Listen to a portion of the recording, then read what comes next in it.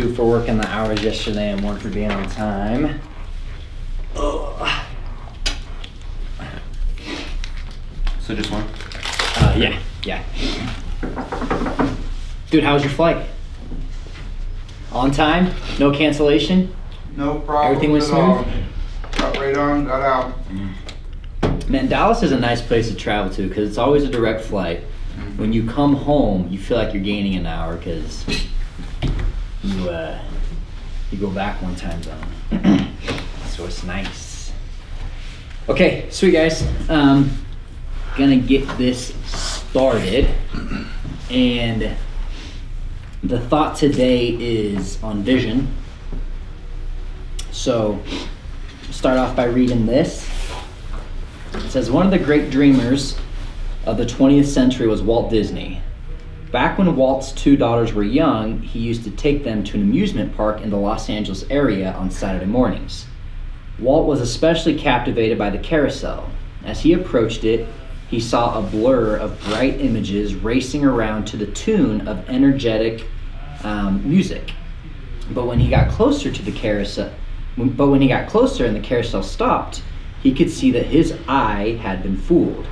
He observed shabby horses with cracked and chipped paint, and he noticed that only the horses on the outside row moved up and down.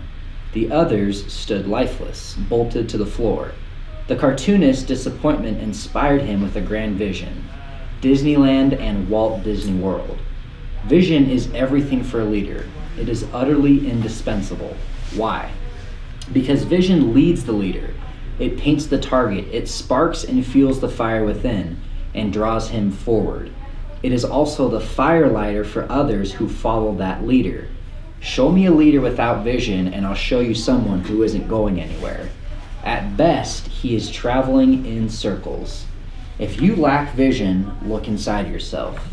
Draw on your natural gifts and desires. Look to your calling if you have one. And if you still don't sense a vision of your own, then consider hooking up with a leader whose vision resonates with you. Become his partner. But Walt Disney's brother Roy did. He was a good businessman and leader who could make things happen. But Walt was the one who provided the vision. Together they made an incredible team. Find your vision and let it guide you in all that you do.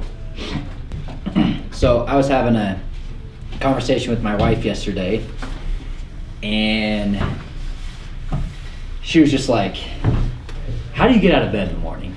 Like, what is it that motivates you to wake up early? And without any hesitation, I said, well, it's the vision that I have for myself. It's the goals that I have this year. That's what motivates me to get out of bed. And so with that being said, how many of you guys feel like you've created a vision for yourself this year, the next 5 years, the next 10 years? How many of you guys feel like you have that in your mind's eye and you can see that on a daily basis? And it's okay if you don't. Have all you guys kind of created that for yourselves? Feel pretty confident with that? John, For this year. if you don't mind me asking, bro, what's your vision for this year? What do you see yourself doing? Getting down to a good weight, competing in a couple athletic events, financially going to a place that I've never been before. It's something for me, and it's not really about the money. It's just a barrier that I just need to get to or cross. But I try not to put too many labels on things. But the more I think about it, it's like things have places for certain things. And with this year, my main focus is finance, family, and basically my active life, my physical life. But I like it, the 3 Fs. Finance, family, and fitness. There you go. Yeah. So that's at the end of this year, I'll be freaking yoked and I'm just like, I just want to be able to do what I want when I want after I know that I've put all the work in. Yeah. Because it's easy to give yourself what you want when you want it. Yeah. And so that's what I've been used to for most of my life, but the last couple of years I've been better at honing in on making sure that I deserve it, or not necessarily I don't deserve it, but that it's something that I could sit down and say, I did this because these months of work or this year of work or whatever it is. And so for my goal this year, at the end of the year, I'm gonna be able to say I did these fun things, I did these hard things, and I got to these places because of my vision board that I have, and just stuff that I'm trying to do each day, just to kind of put it in place. Because I think we were talking to you yesterday. Your goal, Harvey was giving you suggestions how to look at it, and you were like, I just look at it each day. Yeah. And that's huge. Like for me, I have to look at it each day, and then I really look at it by week. Yeah. And then I look at it by month, and then so on and so forth. But for me, at the end of the year, I just want to be able to look back and say, I got this because of this. I feel this way because of this, and that's more of my year. And then my 5 years is actually pretty similar. It's just loftier goals. Yeah, absolutely. No, I love that, and I love how you shared that. You know, I have financial goals, and it's not necessarily about the money. And if I can expound on that, I don't want to speak for you, but it's almost as if you're saying that you're viewing making money as a measurement of time. Yeah. Okay? As I can make money right now, it frees me up to spend time with my family. Yep. Grant Cardone talks a lot about that. He says, look, it's not about the zeros in your bank account, it's about the freedom and the time that making money allots you, that makes it such a wonderful thing, okay? With this job, truth be told, we're trying to cram in 15 to 20 years worth of making money into about 5 to 7 years, okay? And when we do that, it frees our time up, okay? 10 years down the road, heck, you could be retired, sitting on 4 investment properties, you know, making rental income each month and spending time with your kids every day and your wife. You know, you're viewing making money as a measurement of time. You want to free up your time, let's make the money now. It's going to give me freedom in the future, and freedom today as well. I love that. Damien, dude, if you don't mind me asking, what's your vision, bro? What are some things you want to achieve this year? So what we talked about the other day is like the vision board thing. So we talked about, my vision would be to get a car, and then like on installs, I wanted to reach 400. Yeah. But I wasn't really looking at it as just like a year thing. I was just looking at it like every day. So like every day, like, oh, I need 2 cells, or oh, I need 3 cells. And then once I get it, oh, I just keep pushing until I'm done with the day. Yeah. So that's like kind of like my resolution for the whole year. Yeah, absolutely. Chipping away at it one day at a time, reminding yourself each day of that big picture. Love it. That way every day I have like a goal for me. Yeah, yeah. Devin, what about you, man? If you don't mind me asking. I'm trying to get ready for my mission. Yeah. So just trying to do stuff for me that'll prepare me for that. And so I also have to get money for that. So I'm trying to make sure like I focus on learning sales, you know? So I'm trying to like listen to books every day so I can get better at it. Absolutely. You got that goal of being out on a mission, and we've got some awesome incentives at New Start to help you get there financially.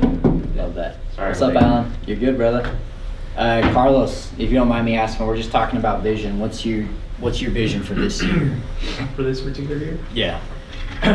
For this particular year, I've been looking at a couple of rental properties, basically kind of what you guys talked about, kind of strapped in.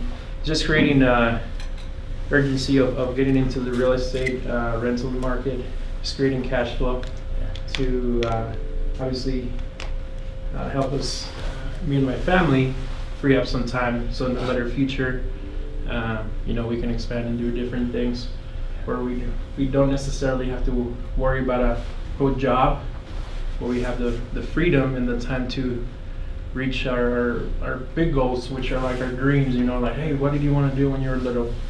Well, now that, you know, you have this thing that's working for you, as far as like, you know, you got some income coming in there and you can just pursue something else. Yeah. So that's kind of what we're trying to accomplish, is basically get into 1 or 2 rental properties. Yeah.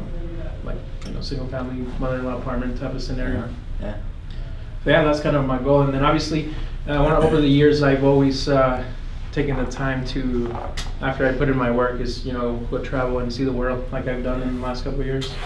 And the reason I do that is, once I enjoy the time with my family, we get to visit They're people, we also learn from seeing other cultures.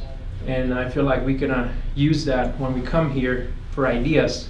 For example, if you want to have a juice bar or a coffee shop, you can go to France and see what they drink and kind of get some ideas in your head. But it really opens up your mind on how things are different in other countries and see how their cultures work, and you can come over here and be appreciative of certain things that we get here that other people may or may not have. But I don't know, it really opens up your mind when you travel, I think.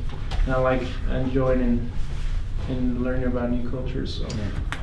If anything, that travel expands your vision even more, right? There you go. Love that. I love the thought about Walt Disney. Walt Disney was a big picture, big thinker type of guy. But in this story, it talks about him at that theme park in Los Angeles. And it talks about how he paid attention to very, very close detail of how those horses were oriented, how they were painted, and what was happening there. And so yeah, he was a big picture, big vision type of guy, but he still paid attention to the small details, okay? And so that's important for us to understand with our visions. Damon, you made mention that you have this big goal for the entire year, but you don't neglect the small details of each day. You look at exactly what you need to do each day to hit that big end goal. You're chipping away at it slowly but surely. But yeah, I love that thought about Walt Disney.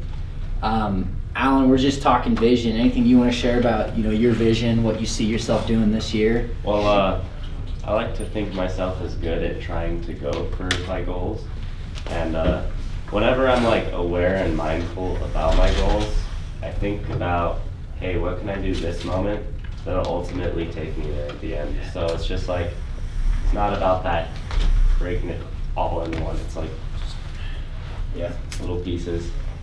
And so, I don't know, if you're knocking on doors, you could probably miss a sale just by like a sliver if you did something just a little weird.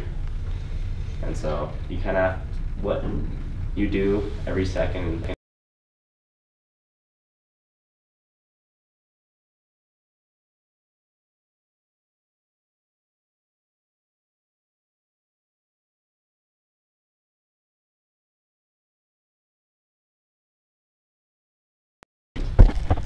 Going about your day with purpose, Yeah.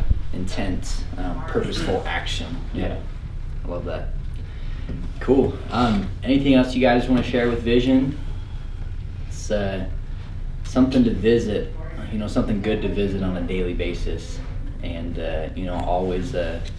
always make sure you're feeding your vision. You're feeding the big picture and maintaining a strong balance with it while you're doing it. I love what you shared, John. You got basically 3 categories: family, fit. So that's a well-balanced diet there. Okay, so I'm gonna go over a training that I think is relevant to something that we need to hear today, and then we're gonna jump into a slide deck that we received from AT&T of just general sales training and best practices that we've been required to go through. But my training's pretty simple, and it's this. When I am at a customer's door, I do not want to give off the vibe immediately that I'm there to switch them from their current TV provider to another, simply because first, people don't like to be sold, and most people, truth be told, are pretty comfortable with what they currently have. Okay, that's just the truth of the matter. That's the nature of what we do. And naturally, people just don't tend to trust right away door-to-door people, okay? That's fine. We just need to bear that in mind as we approach each door, okay? And so, Alan, you were kind of making mention that yesterday, as soon as you told people at the door who you were with, they kind of just like, no, I'm good, like, we're good to go, thank you. This is the approach you need to take. Embrace this, implement it, and I promise you, it'll make a big difference with how many doors you get in, okay? I simply say, hey, just real quick, you guys are using that old satellite out back, right? Yeah, we are. Okay, cool. Reason I'm here is just some of the older satellites cut out with the storms. We're here just to fix that. And then you've probably noticed your bill kind of going up over time. We'll actually be able to subsidize that and keep it low for you, okay? I'm not saying anything about the customer being on Dish Network, okay? I'm not categorizing or compartmentalizing myself as a AT&T DirecTV agent, okay? I'm simply giving off this vibe of being the meter reader. How many of you guys know who the meter reader is? The power meter guy just acts like he's supposed to be there. Hey, we're just checking up on the power, seeing how things are. You know, we're gonna take a peek real quick at your power box, okay? That is who I am on the doorstep, okay? Very unbiased. I'm not categorizing or compartmentalizing myself. If I do that, I paint myself into a corner, okay? A corner that's almost impossible to get out of, all right? So, a couple things you can do to avoid, you know, customers immediately categorizing you and getting you off their doorstep is don't flash a logo at the door, okay? Don't necessarily flash something. Have a blank side of your binder and just hold that up and just say, yeah, we're working with all the TV customers here in the area. I just noticed you guys got an older satellite. You're still running that? Cool. You know, let's get you some better equipment and a lower price on it, all right? I'm not saying anything about Dish Network, about DirecTV, AT&T on the doorstep, all right? Once I've buttered my customer up and I've established a little trust, I'm in the home, okay? Then I can go into those things. Then I can start categorizing and compartmentalizing myself. But if I do that too early in my approach, they're immediately going to dismiss me, okay? How many of you guys have experienced that to be true? You guys experienced that to be true? Okay. Take that unbiased approach at the doorstep, okay? Promise you that you will get so many more sales if you do that, okay?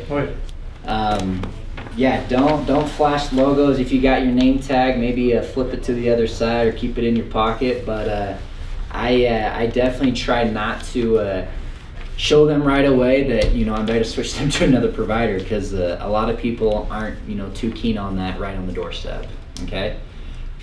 Is that helpful with what kind of you were talking about yesterday? Yeah, but then they ask, you know, they're like, Yep. who are you with? And that's totally fine, and this is what you say. Who are you with? Yeah, I'm just with the local satellite TV provider, okay? We help out all the TV customers in this area.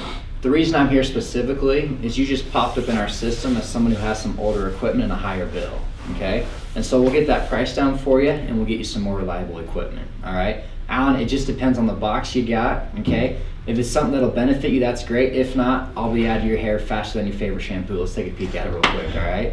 And then you're in the home, okay? You gotta take control of the situation at that point.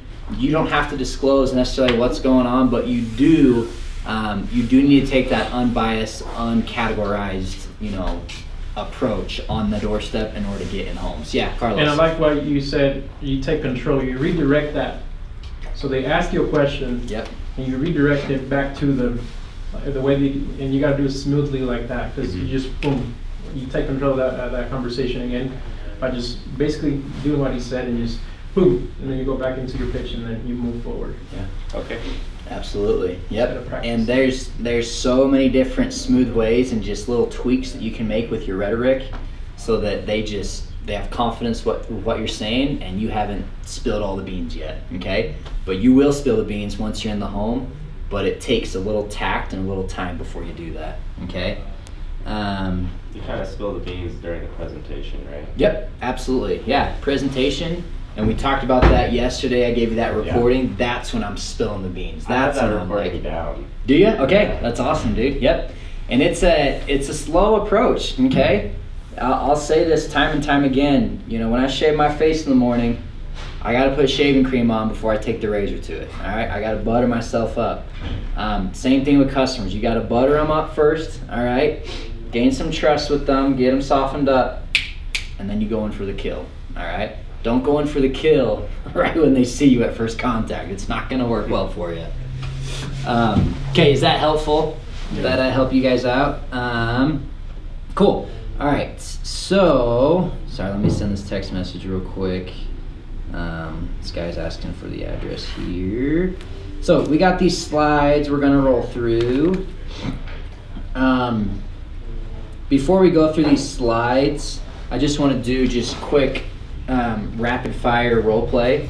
I'm just simply going to be the customer, and John, you've given your door approach, and I just simply asked, wait, who are you with? And then I want to see your response. Okay?